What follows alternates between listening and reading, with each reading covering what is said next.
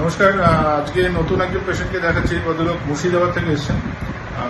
দীর্ঘদিন ধরে উনি কাশিতে ভুগছিলেন। আমি একটু ওনার মুখ থেকে কাশি এবং তার সাথে আরও কিছু সমস্যা ছিল, তো ওনার মুখ থেকে আগে শুনে নিই উনি আমার কাছে যে কারণে এসেছিলেন। মাত্র একবারই ওনাকে ওষুধ দেওয়া আছে, তাতে কতটা ইমপ্রুভ কী হয়েছে একবার ওনার মুখ থেকে শুনি। আমি অনেক 8-9 বছর থেকে শ্বাসকষ্ট বা কাশিতে ভুগছিলাম। বহু অ্যালোপ্যাথিক ডাক্তার দেখিয়েছি, বহু ওষুধ খেয়েছি, কিন্তু ওষুধ খাওয়ার পরে 15 দিন ভালো থাকতাম। তারপর আমি একটা ফেসবুকে এই ডাক্তারবাবুর নাম্বারটা পাই বা যোগানের ঠিকানাটা পাই। ওখানে আমি গত 35 দিন আগে আমি এসেছিলাম। 1 মাসের ওষুধ দিয়েছিলেন। 1 মাসের হোমিওপ্যাথি ওষুধ খাওয়ার পরে 15 দিন খাওয়ার পরে ওষুধ আমার কাজ করতে শুরু করে এবং আজ অবধি অনেকটাই ভালো আছে। 40% অনেক ভালো আছে, মানে পুরোপুরি ক্লিয়ার আমার হয়নি, তবে 40% কমে গেছে 1 মাসের মধ্যে। হ্যাঁ, মেইনলি উনি যেটা আমার কাছে নিয়ে এসেছিলেন সেটা হচ্ছে কাশি। প্রায় 8-9 বছর ধরে ওনার কাশি রয়েছে এবং যেটা নাকি তখন শুলে পরে খুব বেশি পরিমাণে হতো। তার সাথে ছিল একটা শ্বাসকষ্ট, ঠিক তো? শ্বাসকষ্ট ছিল ভীষণভাবে।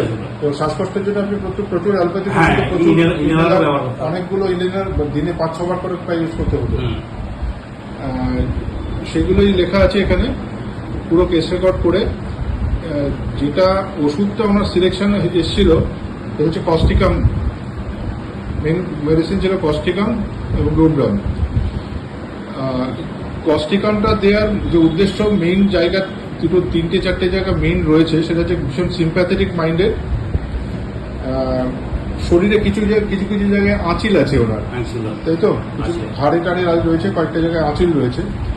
এবং আরেকটা যেটা মেইন ব্যাপার সেটা হচ্ছে ওনার যে শ্বাসকষ্টটা, সেটা কিন্তু আমরা জানি অনেক সময় ঠান্ডা লাগলে, মানে বর্ষাকালে বেশি হয়, কিন্তু ওনার ড্যাম্প ওয়েদারে বা বৃষ্টির ওয়েদারে কিন্তু ওনার অতটা বাড়ে না। যেটা নাকি বাড়ে খুব শীত আসছে, অর্থাৎ ফাইন ওয়েদার যখন রয়েছে, গরম থেকে ঠান্ডা পড়ছে বা শীত থেকে আবার গরম আসছে, এইরকম সময় আপনার শ্বাসকষ্টটা বেশি হতো। কস্টিকামে এটা টিপিক্যালি বলা রয়েছে যে ড্যাম্প ওয়েদারে কিন্তু পেশেন্ট ভালো থাকে। উনি বৃষ্টিতে ভিজে কাজ করেন, চাষবাস করতে হয়, সেই কারণে ওই সময় কিন্তু ওনার অতটা প্রবলেম বুঝতে পারেন না। সেই রেসপেক্টে ওনাকে দেওয়া হয়েছিল সেটা 0204 কস্টিকাম এবং রোগ্রাম। উনি প্রায় অনেকটাই বলছেন 40%। আমি লিখলাম, উনি বলছেন বেশ ভালো আছি। আগে যতবার প্রায় 4-5 বার ইনহেলার নিতে হতো, এখন প্রায় সেটা 2 বার নিতে হয়। আর দেখা যাক, আশা করছি এটাকে কেসটা আরো ইমপ্রুভ হবে। এবং তার সাথে আরেকটা প্রবলেমও ছিল, ব্লিডিং পার রেকটাম, মলদার থেকে রক্ত পড়তো। 22 বছর আগে অপারেশন হয়েছিল, তারপর থেকে মাঝে মাঝে রক্ত পড়ে।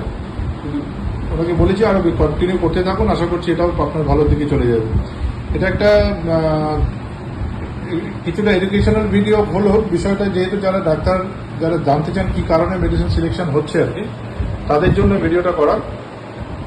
আপনার পারমিশন নিয়ে ভিডিওটা করলাম, ঠিক আছে? হ্যাঁ, অবশ্যই। Thank you.